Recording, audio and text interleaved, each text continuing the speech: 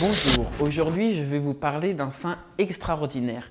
Il s'appelle Saint Maximilien Kolbe. Tout d'abord, il est né en 1847 en Pologne et son nom de baptême est Raymond. Il a 2 frères et ses parents sont très religieux et très pauvres. Cette pauvreté est voulue car ses parents avaient peur que la richesse les éloigne du chemin de la perfection. La famille a une très grande dévotion à la Vierge Marie.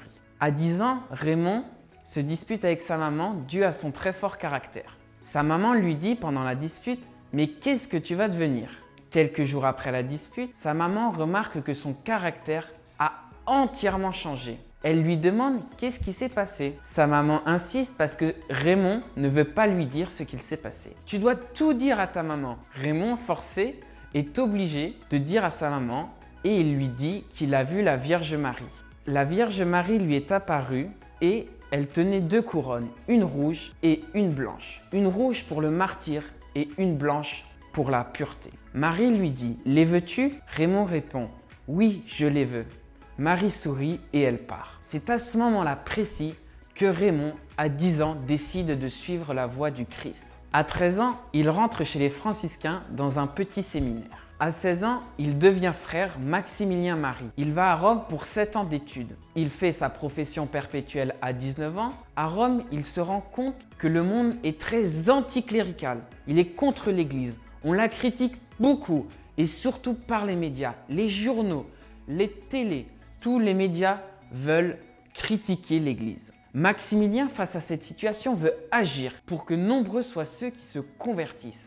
Il s'engage avec 6 frères et crée un journal pour aimer la Vierge Marie. À l'âge de 28 ans, il est ordonné prêtre et est envoyé en Pologne pour créer un magazine. Il va acheter une imprimerie, créer une ville qui s'appellera la Cité de l'Immaculée. Cette ville, il y a tout. C'est une ville où il y a des frères et avec ces frères, ils vont tout mettre en œuvre pour qu'avec des journaux, tous puissent se convertir au Christ, à la Vierge Marie. Bien évidemment, ses frères vivent dans la pauvreté. Il part 6 ans au Japon où il crée une autre ville de frères franciscains pour évangéliser. Des Asiatiques rentrent, ça se passe très bien, mais on lui demande de retourner en Pologne. Le 1er septembre 1939, les Allemands rentrent en Pologne et envahissent tout le pays. 3 semaines plus tard, les frères de la Cité de l'Immaculée sont déportés dans les camps de concentration. En mai 1941, il arrive à Auschwitz. Et là, deuxième événement très important se produit. Un jour, un prisonnier s'évade et tous les prisonniers du bloc 14 sont au garde à vous pendant toute une journée du mois de juillet. Ils vont devoir attendre que les SS retrouvent le prisonnier qui s'est évadé. Malheureusement, le prisonnier à la fin de journée n'est toujours pas retrouvé. Du coup, pour l'exemple, les SS vont désigner 10 innocents des prisonniers du bloc 14. Et parmi ces condamnés, il y aura un père de famille. Il s'appelle François, ce père de famille. Il va sortir des rangs et dire « Pitié, pas moi, j'ai une famille, des enfants ».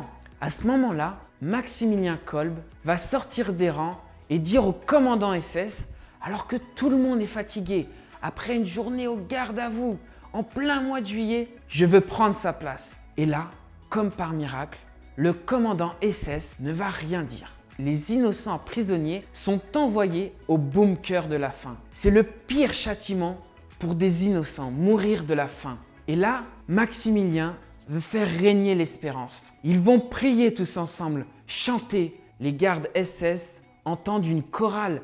C'est comme un enchantement. Là où les cris de terreur, de faim, de soif étaient impressionnants, on entend, quand frère Maximilien rentre dans ce bunker, on entend une chorale qui chante. Et là, 3 semaines après, beaucoup de prisonniers sont morts. Il reste 4 prisonniers. Les SS n'en peuvent plus. Le commandant demande qu'on les tue à la seringue. Les 4 derniers prisonniers, dont Maximilien, sont tués à la seringue, alors qu'ils n'ont pas mangé, ils n'ont pas bu.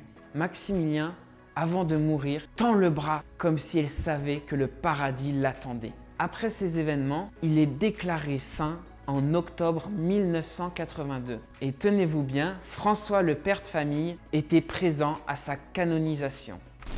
Pour moi, ce saint, c'est extraordinaire, comme tous les saints. Mais ce que j'aime beaucoup, c'est la persévérance. Ils vont tomber dans un bunker de la faim, le pire châtiment alors qu'ils sont innocents. Mais ils donnent le courage aux autres prisonniers. Il dit, mais vous inquiétez pas, on va le retrouver ce prisonnier. Il sait très bien, sans doute que le prisonnier ne va sûrement être jamais retrouvé. Mais ce qu'il veut, c'est que les gens se convertissent à Dieu. Et aujourd'hui, on le sait très bien que c'est très difficile d'être chrétien. On a des combats, mais pour moi, Maximilien, c'est un défi missionnaire qu'il nous lance. Aujourd'hui, il serait avec nous, il aurait une chaîne TV. Et quand je rends service à CN Media pour ces vidéos, je veux, avec ce petit service de rien du tout, me rapprocher de ce saint extraordinaire Maximilien Kolbe.